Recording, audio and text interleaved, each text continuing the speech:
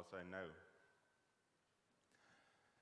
Dis lekker om vanoggend weer hierso saam met julle te kan wees op hierdie warm Sondagoggend. Ek wil sommer eerstens vir almal sê baie dankie wat die bazaar betref. Dankie vir julle ondersteuning, vir julle bydraes, vir julle hier wees. Ek dink dit was 'n baie lekker geleentheid gewees en mens kon sien dat ons lanklaas 'n bazaar gehad het, want die mense was redelik uitgehonger vir bazaar en dit was sommer 'n lekker oggend en alles het goed afverloop. As daar van julle is wat dit nie kon maak gister nie, moenie bekommerd wees nie, ons het darm nie alles opgeëet nie. Ons het vir julle nog bietjie van die goed oorgehou, so julle kan vandag na die erediens kan julle van dit neem huis toe. Daar's nog gebak oor, daar's pudding en dan gaan hulle ook wors en hamburger patties wat nog rou is, gaan hulle verkoop. So julle kan na die tyd sommer daar by die saal gaan loer as julle 'n koppie koffie en tee gaan drink en dan kan julle sommer ietsie neem huis toe en dit spaar ook dan sommer 'n bietjie moeite as julle dalk met middagete maak. So gaan loer gerus daarso. Dan net nog 'n afkondiging wat ek graag wil maak is rondom volgende Sondag. Volgende Sondag het ons getuienis Sondag en die tema is getuienis en barmhartigheid vir ons kerk belangrik. En die hele gedagte is om bietjie terugvoer van die gemeente te kry oor juis barmhartigheid en getuienis, oor waar lê jou hart, waar is dit waar jy voel ons gemeente moet betrokke raak. Daar gaan vraelyste wees wat jy kan invul, wat by die deure uitgegee sal word volgende Sondag. En daar is dan ook 'n gesprek na die tyd. So as jy dit kan bywoon, skeduleer dit so in jou dagboek, dat na die erediens in die saal gaan daar dan ook 'n gesprek wees rondom die getuienis en barmhartigheid van die gemeente. En daarso kan jy dan jou insette lewer en sommer lekker gesprek voer. Dit is dan dit vir die afkondigings. Ons gaan net so sit en dan gaan ons begin deur 'n toetrede lied saam te sing, lied 155, verse 1, 2 en 3.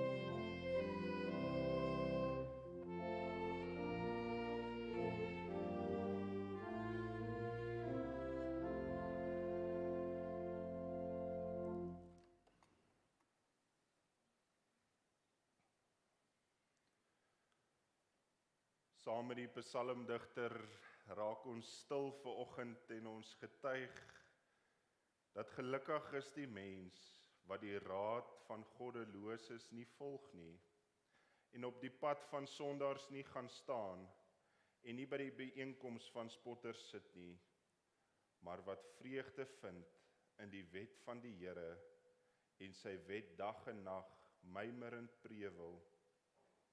So iemand sal wees soos 'n boom wat geplant is langs watervore, wat sy vrugte op sy tyd gee, en waarvan die blare nie verdor nie. Alles wat hy aanpak gedei. So is die goddelose nie. Inteendeel, hulle is soos kaf wat deur die wind weggewaai. Daarom sal goddeloses nie kan opstaan tydens die regspraak, of sondaars in die byeenkoms van die regverdiges nie. Ja, die Here dra sorg vir die pad van regverdiges, maar die pad van goddeloses loop dood. Amen. Liewe gemeente, dit is ook my voorreg om julle te groet vanoggend en te sê genade en vrede van God die Vader, wat op die eerste dag reeds die donkerte oorwin het, en van Jesus Christus sy Seun, wat lig in 'n donker wêreld kom word het, en van die Heilige Gees, wat ook ons harte en ons verstande verlig. Mag ons sy nabyheid en sy teenwoordigheid vanoggend ook ervaar. Kom ons staan dan nou en dan maak ons sy naam ook groot deur 'n loflied saam te sing. Lied 141 verse 1 en 2.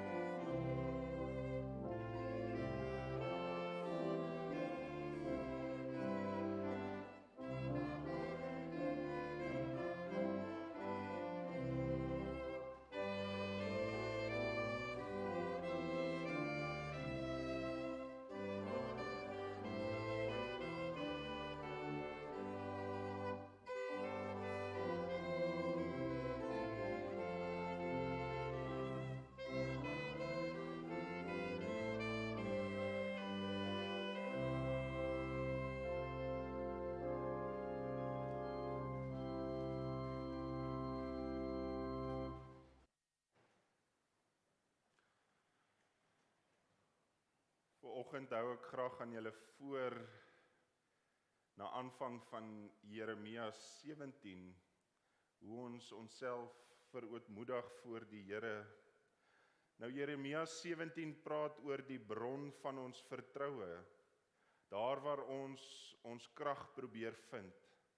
Wanneer 'n mens jou vertroue in 'n mens stel, sê Jeremia, is jy soos 'n kaal bossie in die droë wêreld wat nooit water kry nie.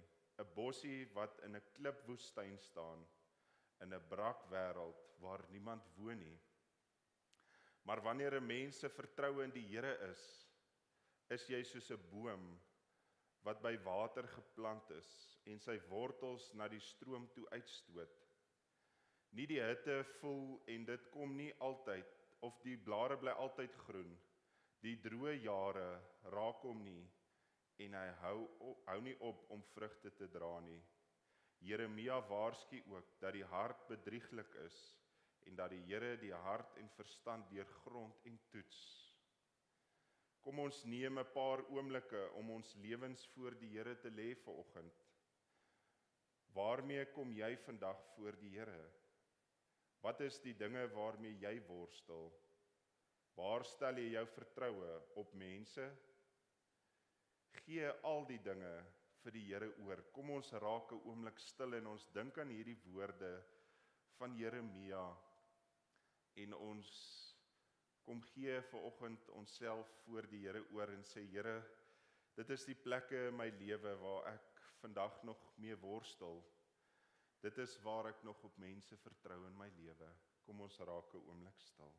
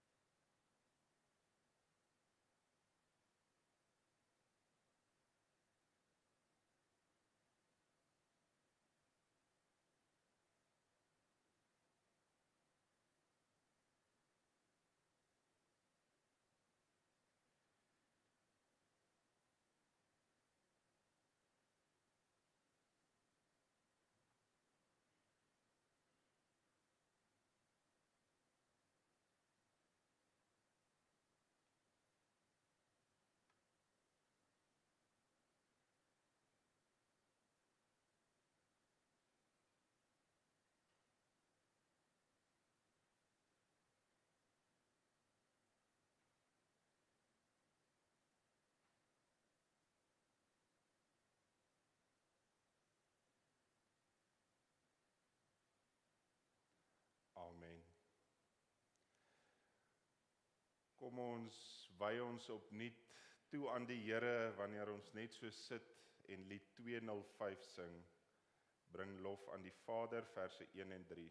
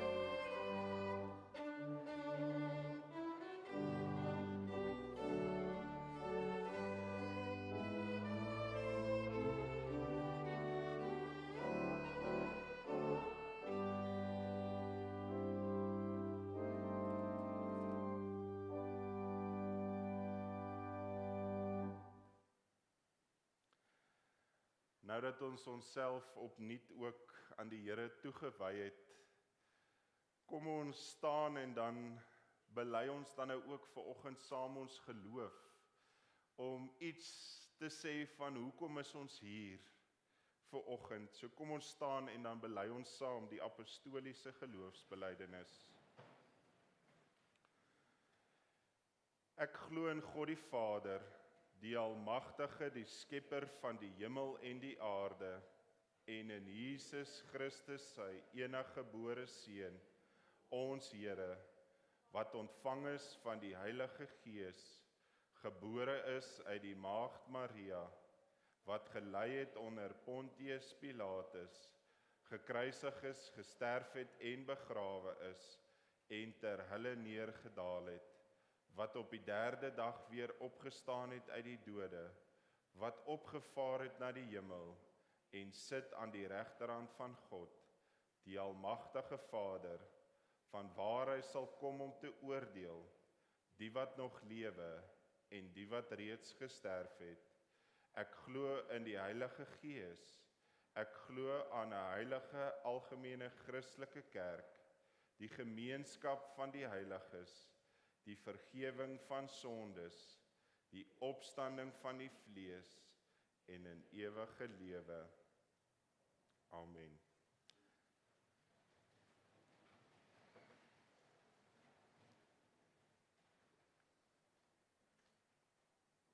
Ons skriflesing vanoggend kom uit 1 Korintiërs 15 vanaf vers 12 tot 20. 1 Korintiërs 15 vers 12 tot 20. Ek gaan uit die nuwe 20 vertaling lees. Die woorde sal ook op die bord wees, maar julle is welkom om te volg as julle julle Bybel ook hier het. Terwyl ons so sit, kom ons raak net stil voor die Here.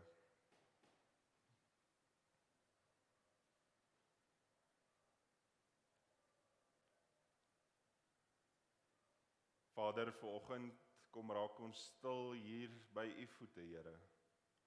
En kom getuig ons van u grootheid, van u nabyheid, van u liefde en u genade wat ons omvou, Here. Dankie ook dat ons vanoggend as broers en susters in die Here hier kan wees en dat u woord ons kan lei, Here. Dat ons sal besef ons is nie maar net uit gewoonte uit hier vanoggend nie, maar dat ons hier is omdat ons weet, ons dien die lewende Here, ons stap 'n pad saam met die lewende Here, en deel van hierdie pad is dat ons saam met medegelowiges bymekaar wil kom, rondom u woord, dat ons daaroor wil nadink, dat ons 'n dag en nag wil oordink soos wat die psalmdigter gesê het, Here, sodat dit ons harte en ons lewens kan aanraak. En dit is ook ons gebed, Here, dat wanneer ons met die woord besig is, dat ons sal instel op dit wat u vir ons daarin sê, Here, dat ons sal toelaat dat die Gees ons sal lei, en ons harte en ons gedagtes kom aanraak, en dat ons ook hier uit sal stap met 'n boodskap in ons harte, wat ons ook sal gaan uitleef daar waar ons rond beweeg. Here, dat dit nie maar net mooi woorde is wat ons hier hoor en ons met mekaar deel nie, maar dat ons ook sal aansluit by dit wat u vir ons gesê het, is om te sê, gaan uit en gaan verkondig my woord. Gaan leef dit uit elke liewe dag. En dit is ons gebed, Here, dat ons ook in ons lewens sal reflekteer van u liefde, van u genade en van u blye evangelie. Ons bid dit in Jesus Christus se naam. Amen.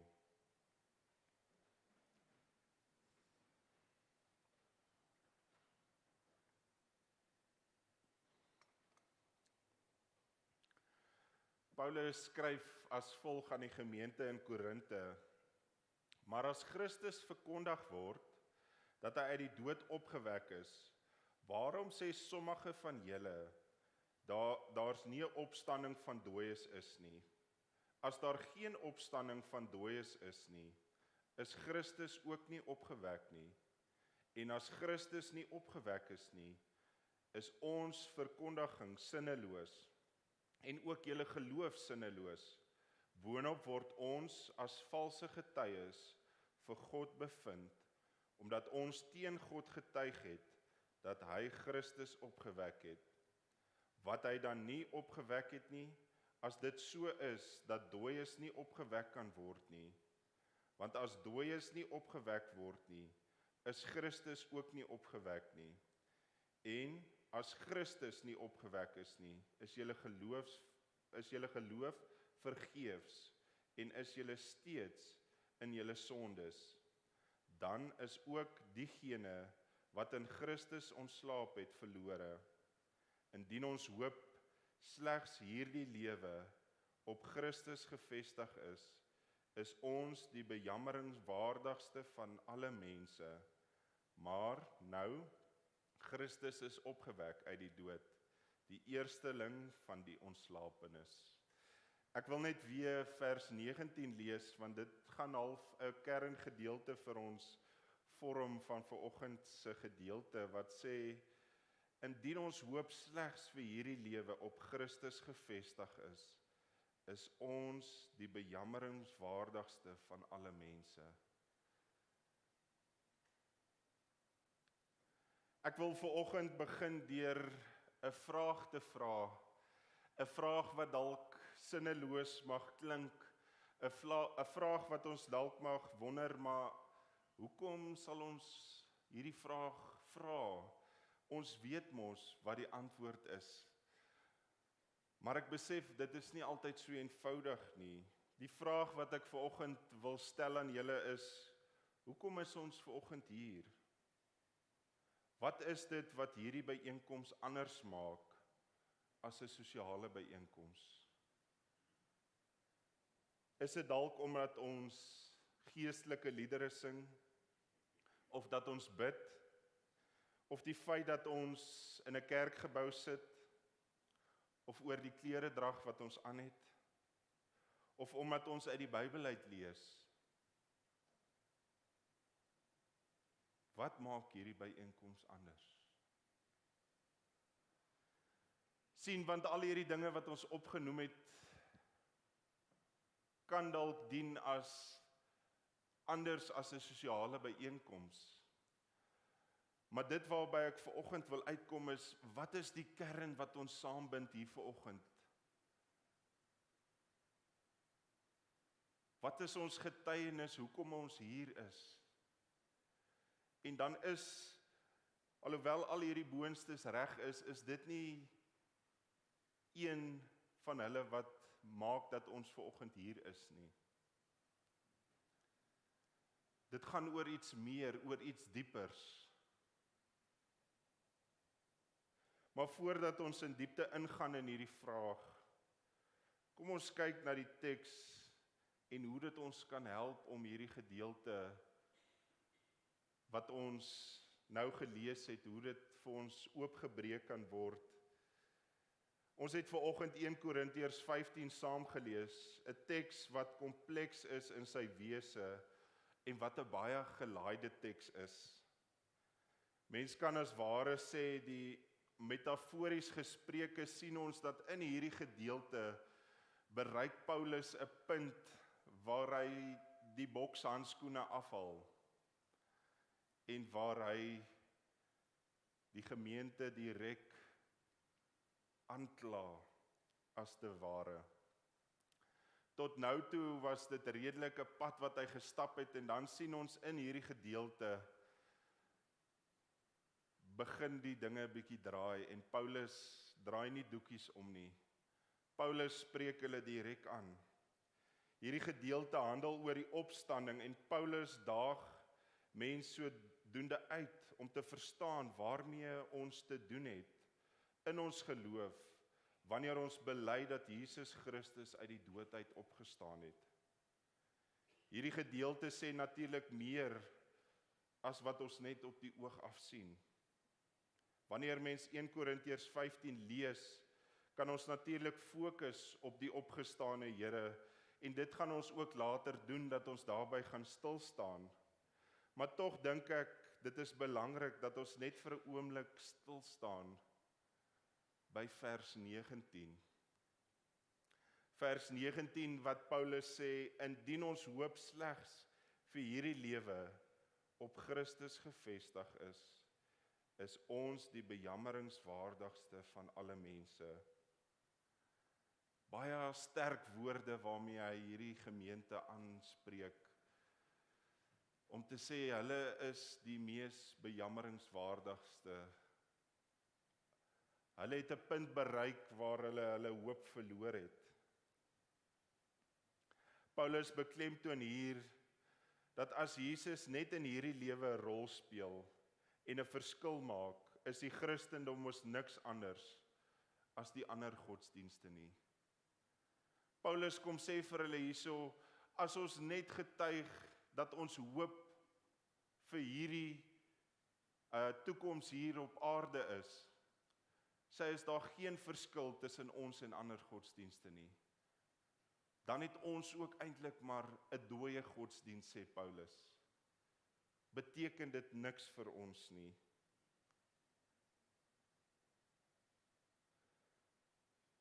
Met ander woorde, ons hoop rus op die opgestane en lewendige Here. Dit is wat Paulus hierso wil beklemtoon, is om te sê, dit is waar ons hoop lê.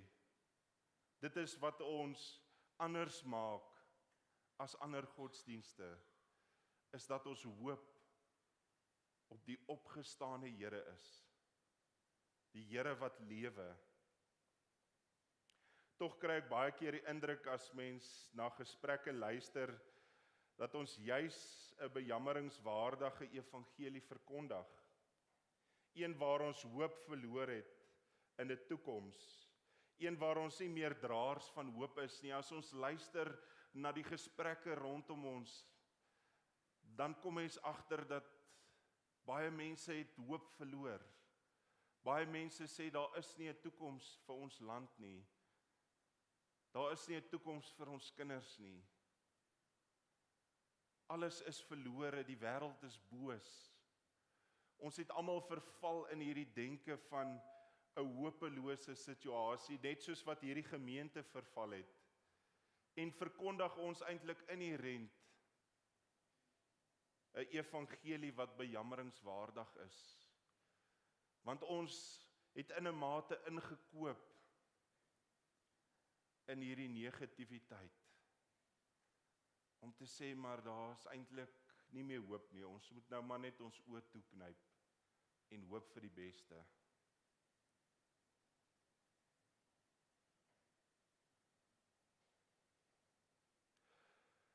Waar ons hoop verloor oor die toekoms en nie meer draers van hoop is nie, sien ons dat ons eintlik as ware soos hierdie gemeente raak, dat ons sien hierdie gemeente was 'n gemeente wat passievol was. Maar iewers langs die pad het hulle hierdie passie verloor.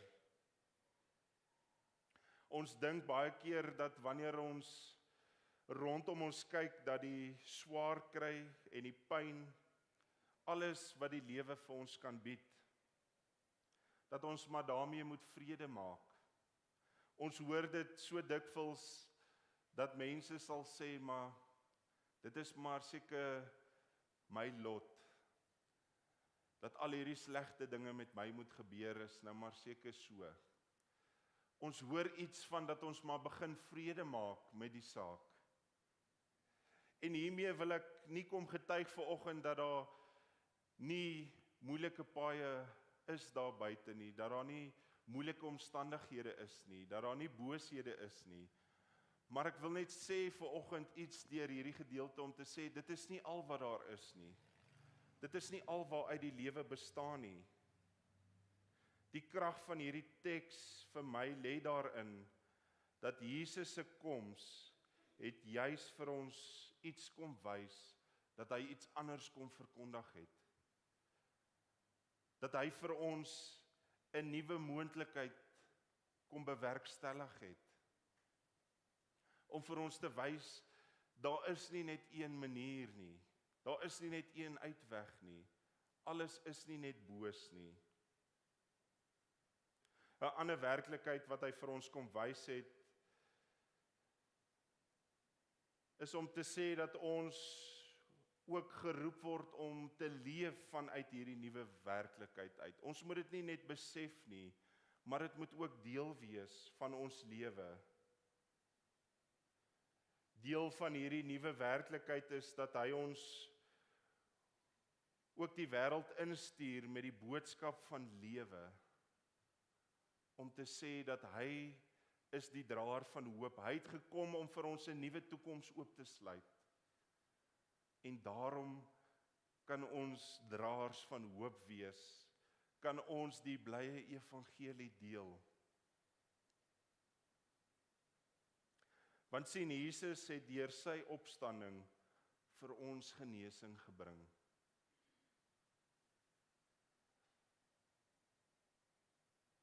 En deur hierdie genesing het hy dit moontlik gemaak vir die hoop om weer helder te skyn in 'n donker wêreld. Die vraag is egter dat ons vir 'n oomblik moet nadink aan ons eie lewe en die vraag afvra: is ek iemand wat hoop bring? Of is ek, soos Paulus sê, 'n bejammeringswaardige gelowige wat nie meer hoop het nie en geen impak op hierdie samelewing meer het nie? Dit is 'n harde vraag om vir onsself te vra. Maar tog dink ek dis 'n vraag waarmee ons onsself gereeld aan moet herinner in ons eie lewe. So om te sê, is ons nog draers van hoop? Of het ons ook maar net soos hierdie gemeente in Korinte begin om 'n bejammeringswaardige evangelie te verkondig, waar ons eintlik nie meer 'n impak het op die samelewing nie. Waar ons eintlik maar vir mekaar sê, dit wat binne hierdie 4 mure gebeur, dit is die hoogtepunt. Wanneer ons hier uitstap, dan is dit iets heeltemal anders. Dan leef ons ook anders. In die sin dat ons nie die hoop wat ons hiervan hoor en waarvan hier getuig word vanuit die woord van God, dit gaan uitleef daar buite nie. Want as ons daai punt bereik het, dan het ons eintlik maar gelowiges geword wat nie meer 'n impak het nie.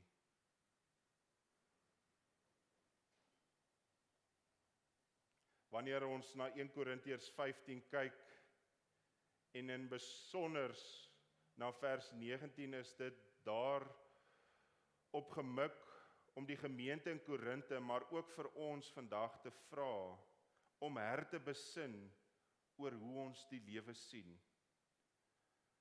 Daarom help hierdie gedeelte ons om te verstaan hoekom ons hier op aarde is. Wat is ons doel?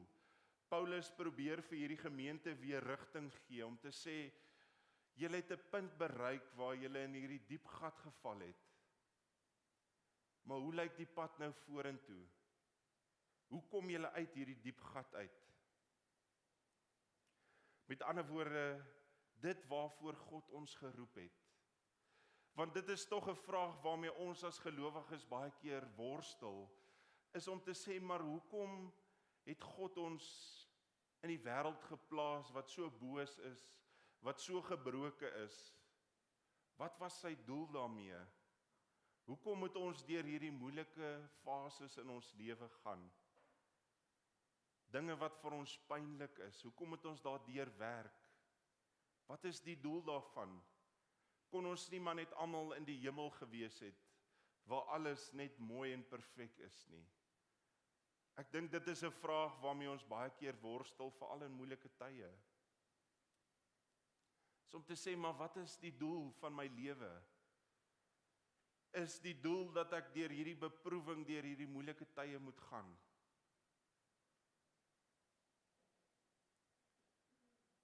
Die gemeente in Korinte het waarskynlik ook met hierdie vraag geworstel. Oor wat is hulle roeping nou eintlik? Hulle het in 'n gemeenskap geleef wat baie divers was. 'n Gemeenskap waartoe hulle hierdie besluit maak om Christus te volg, was hulle uit sekere kringe uitgestoot. Was hulle eintlik deel van die randfigure van die samelewing. En hulle moes seker keer op keer gewonder het, was dit nie maar net beter gewees toe ons nie vir Christus gevolg het nie. Daarom kom herinner Paulus die gemeente aan Jesus se opstanding, om sodoende vir hulle, maar ook vir ons te help met hierdie nuwe perspektief. Paulus skryf in 1 Korintiërs 15 breedvoerig oor die opgestane Here, die een wat gekom het na die wêreld en as mens geleef het. Die een wat ons kom verseker het, dat ons 'n vaste hoop het om aan vas te hou. 'n Hoop nie net vir die toekoms nie, maar ook vir die hier en die nou. Dit is wat Christus se opstanding vir ons kom openbaar, is om te sê, dit is nie net 'n hoop vir eendag nie, maar dit is ook 'n hoop vir nou. hier in my omstandighede. Met hierdie gedeelte kom Paulus en hy konfronteer die gemeente, maar ook vir ons om erns te maak met die opgestane Here. Hy kan nie genoeg klem daarop lê om te sê, dit is waarop ons moet fokus, is die opgestane Here. Die vraag is natuurlik, hoekom doen hy dit? Hoekom wil Paulus hê ons moet erns maak met die opgestane Here? Vir die eenvoudige rede, en dit is dat ons moet onthou dat ons nie te doen het met 'n vorm godsdiens nie, met 'n leedop godsdiens, waar daar geen verhouding ter sprake is nie. Paulus kom sê nee, dit gaan juis oor 'n verhouding, en dit plaas dinge in 'n ander perspektief, om te sê, dit is nie maar net 'n vorm godsdiens nie, dit gaan oor 'n verhouding met die lewende Here, die Here wat opgestaan het uit die dood uit. Wanneer ons dit besef, plaas dit alles in 'n ander perspektief vir ons. Ons verhouding met die opgestane Here help ons, dat wanneer ons in die wêreld gekonfronteer word, met goed soos dat daar nie 'n toekoms vir ons is nie, of dat die wêreld maar net boos is, dat ons kan besef, dit is nie die waarheid nie. Daar lê ook 'n ander kant aan die saak. Dat ons nie net sal inkoop in hierdie leuns nie, maar dat ons sal besef, daar is ook 'n ander weg. En dit is die weg wat Christus vir ons gebaan het. Openbaring 21 vers 5 getuig daarvan, om te sê dat Christus het aardig toegekom, juis om alles nuut te maak. Ons verhouding met die opgestane Here plaas alles in 'n nuwe lig vir ons. Daardeur wil ek vir ons as gemeente vanoggend bemoedig en sê, mag ons vanoggend ook hierdie nuwe perspektief kry, om te besef dat ons so maklik kan inkoop in die leuns van die wêreld, dat ons so maklik bejammeringswaardige gelowiges kan word, en saam kan loop en sê, daar is nie hoop nie, alles is verlore. Kyk, Paulus lê hierso die klem om te sê, daarom moet ons juis fokus op die opgestane Here. Dit is waar die fokuspunt lê. Dit is ons dryfkrag. Dit is wat ons anders maak. Die ander punt wat Paulus in hierdie gedeelte wil uitlig, is oor die gestuurdheid van die gemeente. Dat hy juis wil klem lê daarop, dat hulle gestuur word as draers van hoop. Want sien, iewers langs die pad, het die gemeente, wat met duisende mense 'n dag in aanraking gekom het, ons lees daarvan in Handelinge, hoe hulle duisende mense tot bekering gebring het. Hierdie gemeente in Korinthe, dit was hulle gewees. Iewers langs die pad het dinge skeef geloop en was hulle nie meer hierdie meelewende gemeente nie. Hulle het nie meer die evangelie gedeel nie. Hulle het op 'n punt gekom waar die leuns van die wêreld ingekruip het en wat vir hulle gesê, daar sal nooit weer iets goeds uit die toekoms uitkom nie. En hulle het dit begin glo. En hulle het nou maar net aangegaan op hierdie een toonhoogte, as ons dit metafories kan stel. Hulle het glad nie meer met passie geleef nie. En dit het gemaak dat hulle selfbejammerende gemeente geword het, wat nie meer hoop gehad het nie. Paulus kom egter en sê nee, dit is nie waaroor ons hier op aarde geplaas is nie. Ons is hier geplaas om hoop te bring, vanuit ons verhouding met die opgestane Here. Dit is ons doel hier. Dit is waarvoor ons geroep word, is om draers van hoop te wees, om sy vingerafdrukke oral te los waar ons rond beweeg.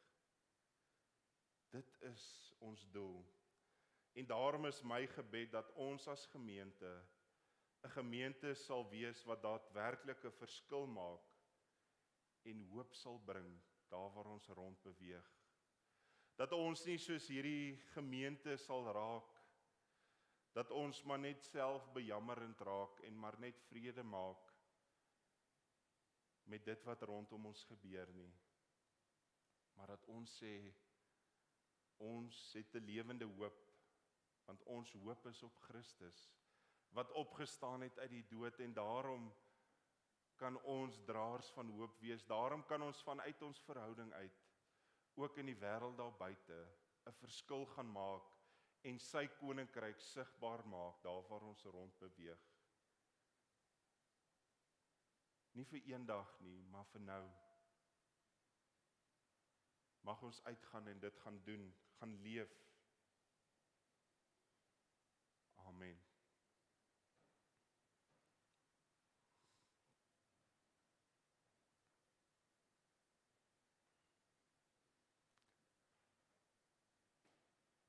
Here, vanoggend,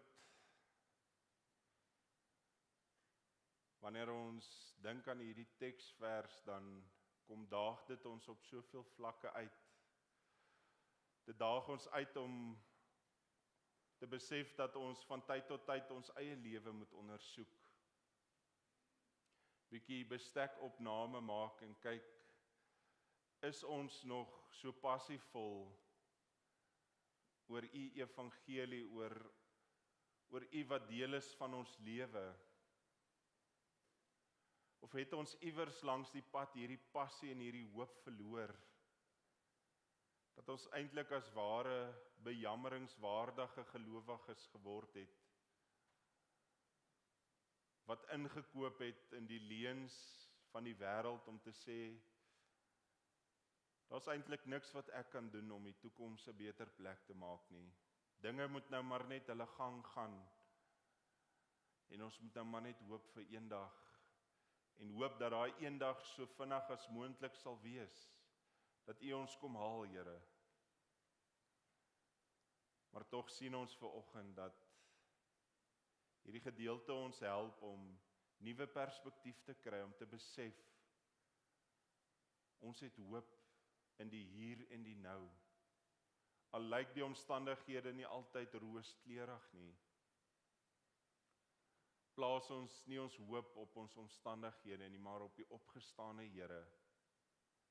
Die een wat waarlik opgestaan het, die een waarvan ons getuig het in die begin, toe ons geloof bely het, om te sê, dit is wat ons anders maak. Dit is hoekom ons vanoggend hier is, want ons is in 'n verhouding met die lewende Here. En daarom kom loof en prys ons hom en getuig ons lewe daarvan. En ons bid, Here, dat u ons sal help, dat ons dit sal onthou. En dat ons u koninkryk sal uitbou, daar waar ons rond beweeg. Dat ons sal besef, u is alreeds besig in die wêreld. Ons moet net vra, waar kan u ons gebruik? Gaan ook so saam met elkeen wat hier is in hierdie komende week, dat u hulle ook daar sal bystaan met dit wat hulle moet doen, besluite wat moet geneem word, toetse wat geskryf word, moeilike besluite wat geneem moet word. Here, lei elkeen hierso en dra hulle in dit wat hulle doen. Ons bid ook vir die siekes, Here, die wat deur 'n moeilike tyd gaan met hulle gesondheid, die wat slegte nuus gekry het rondom hulle gesondheid. Ons bid ook vir die wat herstel na operasies. Here, dat u ook saam met hulle op hierdie herstelpad sal wees. Dankie dat ons na u toe kan kom en dit wat op ons harte is, voor u voete kan neerlê en weet dat u die Here is, wat ons gebede aanhoor. Ons bid dit in Jesus Christus se naam. Amen.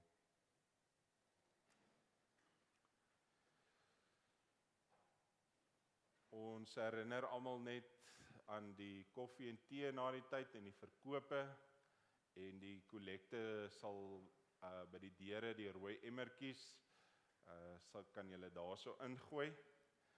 Kom ons staan, dan sluit ons af met die slotlied, Vonk 5, verse 1 en 2, en daarna sal ek die seën uitspreek.